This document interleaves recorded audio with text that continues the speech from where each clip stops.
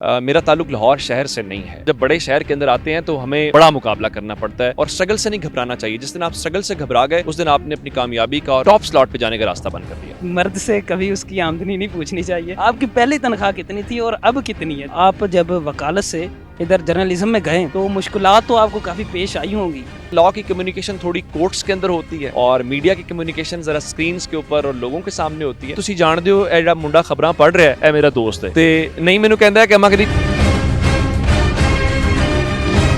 السلام علیکم جی، rise T V کے ساتھ میں ہوں رسلان اسلم. پاکستانی صحافت کا بڑا نام، پاکستانی یوٹیوبرز میں مایہ ناز یوٹیوبر، سوشل میڈیا ہو یا پھر سیٹلائٹ چینلز ہو، ہر جگہ ہر ٹائم سکرینز کی زینت بنے رہنے والے آج ہمارے ساتھ موجود ہیں عمر دراز گوندل صاحب. السلام علیکم. جی وعلیکم السلام. جی آپ نے میرے خیال ہے تعارف میں کچھ زیادہ باتیں کر دی ہیں. آپ خود ماشاءاللہ جو ہے اب سارے ہی اب تو وہ کوئی یہ کہنا مشکل ہو گیا جی فلاں ہر جگہ چھایا رہتا ہے. اب خود ماشاءاللہ بہت اچھا کام کر رہے ہیں. نہیں سر، آپ کی تو پھر سب سے ایک الگ ہی بات ہے نا. یہ تو آپ کا بڑا پن ہے. اچھا سر، آج ہمارا مقصد آپ کے جرنی کے بارے میں بات کرنا تھا کہ کس طرح آپ پہلے ہم نے یہ سنا تھا کہ وکالت کر رہے تھے، LLB کی ڈگری کر رہے تھے پنجاب یونیورسٹی سے، پھر اچانک سے کس طرح ارادہ بنا کہ آپ جرنلزم میں آ گئے؟ اچھا اسلام صاحب، یہ کوئی اچانک نہیں ہوا. یہ بات درست ہے کہ میں لا پڑھ رہا تھا اور میں نے پنجاب یونیورسٹی سے لا کے اندر گریجویشن کی ہے اور وہاں سے میں جرنلزم کے اندر آیا ہوں. شاید یہ سننے میں ایسا لگے کہ لا سے صحافت کیسا ہے، لیکن میرے خیال سے یہ مختلف ہے نہیں، کیونکہ دونوں کا کام کمیونیکیشن ہے. تو میں سادہ لفظوں میں یہ کہہ سکتا ہوں کہ میں تب بھی، آج بھی، کل بھی کمیونیکیشن کا ہی اسٹوڈنٹ تھا اور کمیونیکیشن ہی میری فیلڈ تھی. ٹھیک ہے، لا کی کمیونیکیشن تھوڑی کورٹس کے اندر ہوتی ہے اور میڈیا کی کمیونیکیشن ذرا سکرینز کے اوپر اور لوگوں کے سامنے ہوتی ہے. تو اصل میں لا پڑھ رہا تھا اور اس دوران میں جو اصل بات ہے وہ یہ ہے کہ پنجاب یونیورسٹی کے اندر میں ڈبیٹنگ سوسائٹی کا پارٹ تھا. مجھے تھوڑا بہت اعزاز حاصل ہے پنجاب یونیورسٹی کو ریپرزینٹ کرنے کا، اور پھر میں نے لا کالج کے اندر بھی پریزیڈنٹ رہا ڈبیٹنگ سوسائٹی کا. تو وہاں سے ہوتے ہوئے شوق تھا مجھے اس قسم کا. تو اللہ نے ایک موقع دیا، ایک ٹیلنٹ ہنٹ کا پروگرام آیا، ایک نجی چینل تھا، تو میں نے وہاں پہ آڈیشن دیا. تو لمبے چوڑے پروسیس سے انہوں نے پاکستان سے کچھ لوگ جو ہے وہ سلیکٹ کیے، تو اس میں خاکسار بھی آ گیا. تو آپ یوں سمجھیے کہ جو کمیونیکیشن آڈیٹوریم کے اندر ہوتی تھی، جو تقریروں کے ہال کے اندر ہوتی تھی، وہ نکلتے نکلتے اسکرین تک پہنچ گئی. یہی فرق ہے بس.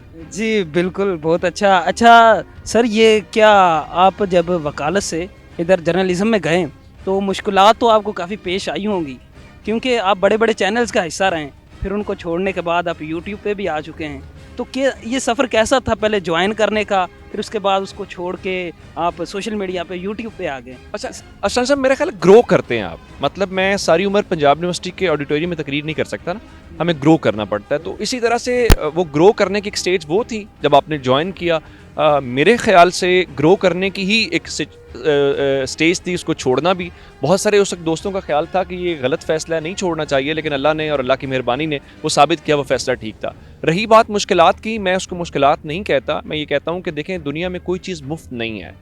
مثلا آج آپ انٹرویو یہاں کھڑے ہو کے کر رہے ہیں تو یہ اتنی آسانی سے آپ نے کرنا شروع نہیں کیا ہوگا، یا آپ پیدا ہوتے بھی کوئی اینکر نہیں ہوں گے. آپ نے سیکھا ہوگا، آپ نے اسٹرگل کی ہوگی، لوگوں کو سنا ہوگا، لوگوں کو دیکھا ہوگا کیسے کام کرتے ہیں. تو یہ اسٹرگل ہوتی ہے، بہت اسٹرگل کی، اس میں کوئی شک نہیں ہے. اور پھر اس کی ایک اور بھی وجہ یہ ہے، میرا تعلق لاہور شہر سے نہیں ہے، ہم باہر سے ہیں. پھر ہم سب کا بیک گراؤنڈ پنجابی ہوتا ہے، ہمارے لہجوں میں پنجابی جھلکتی ہے. جھلکنی چاہیے، اچھا جھلکنی بھی چاہیے، نظر آنا چاہیے کیا ہے پنجابی ہے.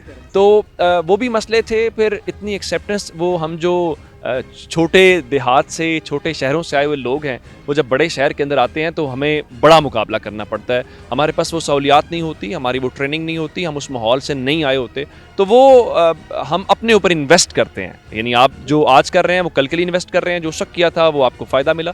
تو میں اس کو مشکلات نہیں کہوں گا، اپنے اوپر انویسٹ کیا، ہاں اسٹرگل ضرور کی، اور آج کے دن تک اسٹرگل کر رہے ہیں. اور اسٹرگل سے نہیں گھبرانا چاہیے. جس دن آپ اسٹرگل سے گھبرا گئے اس دن آپ نے اپنی کامیابی کا اور ٹاپ سلاٹ پہ جانے کا راستہ بند کر دیا. اچھا، چھوٹے سے گاؤں سے اٹھ کے ایک نوجوان اس طرح آسمان کی بلندیوں کو چھو رہا ہے. آپ کے ساتھ والے بچپن کے جو دوست تھے ان کی کیا رائے آج کل آپ کے بارے میں؟ پہلے کیا سوچتے تھے تو اور اب کیا کہتے ہیں وہ آپ کے؟ ان کی دعائیں بھی ہیں, ان کی سپورٹ بھی ہے, اور سچی بات تو یہ ہے ان سب کو اس بات کا اندازہ بھی تھا کہ میں کمیونیکیشن کا ہی بنتا ہوں, اور وہ جو لیڈرشپ یا کلاس کے اندر ریپرزینٹ کرنا تقریریں وہ شروع سے تھا. ہاں یہ ضرور تھا, جب مثال کے طور پہ میں پنجاب یونیورسٹی میں پڑھتا تھا نا تو ہاسٹل میں رہتے تھے, تو ہوتا یہ تھا کہ کلاس پڑھنے کے بعد ہمارا ایک ادارہ تھا ڈائریکٹوریٹ آف اسٹوڈنٹ افیئرز, میں وہاں دوپہر کو چلے جایا کرتا تھا, تو دوست ہوتے تھے کہتے پاگل آدمی ہے رات کو وہاں چلا جاتا ہے, لیکن اب وہ کہتے ہیں کہ وہ بالکل ٹھیک کہتا تھا, اور اس کا فائدہ ہوا.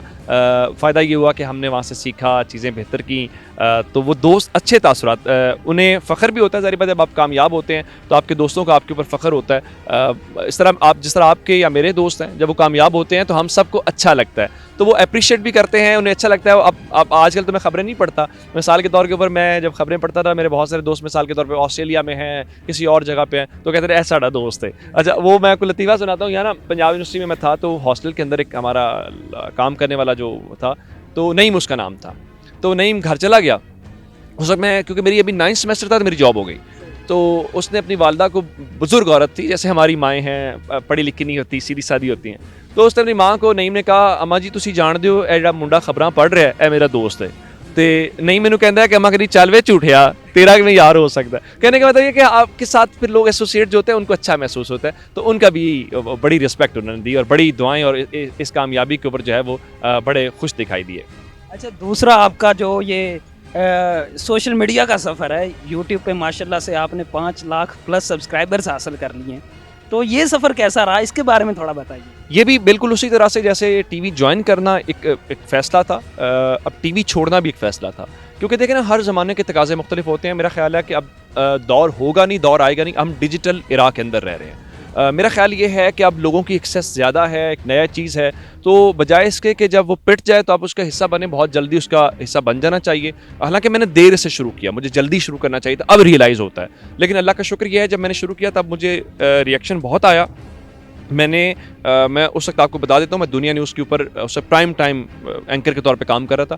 لوگوں کا خیال تھا کہ میں نے بہت غلط فیصلہ کیا ہے چھوڑ کے, حالانکہ اس مہینے مجھے انہوں نے انکریمنٹ بھی دیا, پیسے سے بڑھائے بھی, لیکن میں نے کہا نہیں, میں نے یہ چھوڑنا ہے. اس وقت ان سب کا خیال تھا, وہ میرے منہ پہ بے شک نہیں کہتے تھے کہ یہ غلط کر رہا ہے, لیکن اللہ تعالیٰ نے بڑا کرم کیا, آج وہ بھی سارے مانتے ہیں میں نے صحیح فیصلہ کیا. شاید جو مجھے غلط کہتے تھے آج وہ مجھے جوائن بھی کر چکے ہیں کہ ہمیں بھی یہ کرنا ہے. تو اللہ نے بڑی مدد کی, اللہ کی مدد کی وجہ سے, آپ جیسے جو دوست ہیں, بھائی ہیں, ان سب کی مدد کی وجہ سے, یا ان کی رہنمائی, ان کا حوصلہ دینے سے. دیکھیں جب آپ کوئی فیصلہ مشکل لیتے ہیں نا, کچھ نہیں چاہیے ہوتا, صرف یہی چاہیے ہوتا ہے کہ ہاں تم کر سکتے ہو, ہاں تم کرو گے, ہاں میری کوئی سپورٹ چاہیے. بس میرے ایک دوست ہے, وہ خود ماشاءاللہ بڑے یوٹیوبر ہیں, میں بتا دیتا ہوں آپ کو. تو انہوں نے مجھے بلا کے صرف اتنا کہا کہ دیکھو میرا اکوپمنٹ, میرا آفس, میں حاضر ہوں. میں نے کبھی استعمال نہیں کیا, لیکن مجھے ان کے الفاظ یاد ہیں. تو وہ اس قسم کا حوصلہ جو ہوتا ہے نا, وہ آپ کے لیے بڑا سپورٹیو ثابت ہوتا ہے.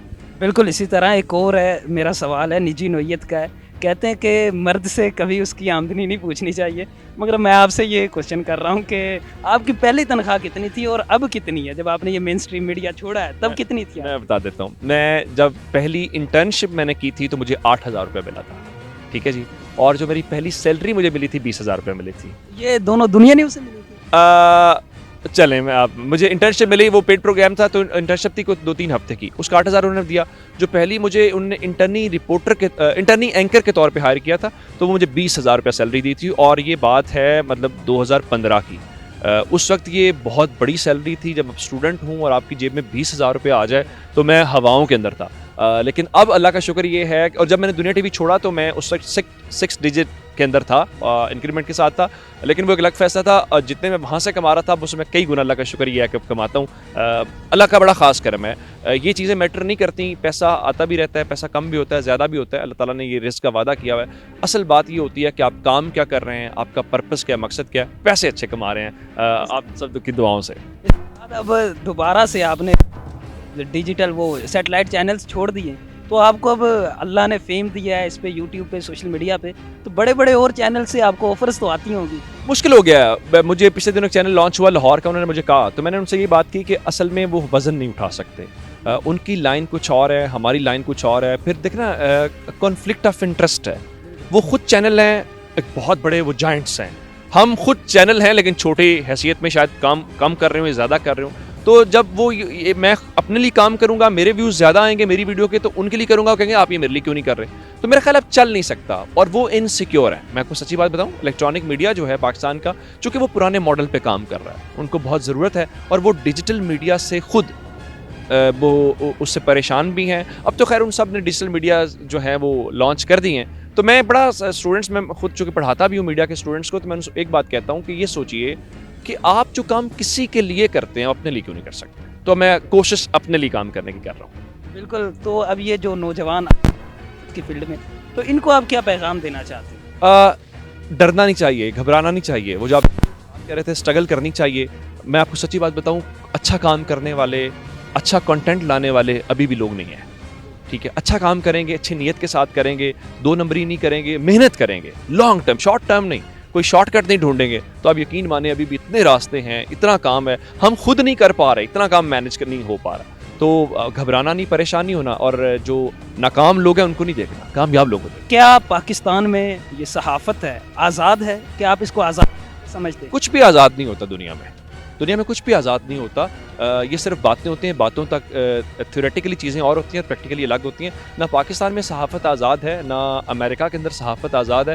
کچھ پیرامیٹرز ہوتے ہیں, وہ آپ کو کرنے ہوتے ہیں. ہاں یہ چیزیں ضرور ہیں کہ وہاں پہ شاید چیزیں بہتر ماحول ہے. میں اس کو آزادی سے زیادہ یہ کہوں گا کہ شاید کچھ ملکوں میں ماحول بہتر ہے, ہمارے ہاں ماحول بہت خراب ہے. جی, تو ناظرین آپ نے جانا کہ ایک چھوٹا سے گاؤں سے اٹھ کے آنے والا نوجوان لاہور میں آ کے اپنا نام بناتا ہے.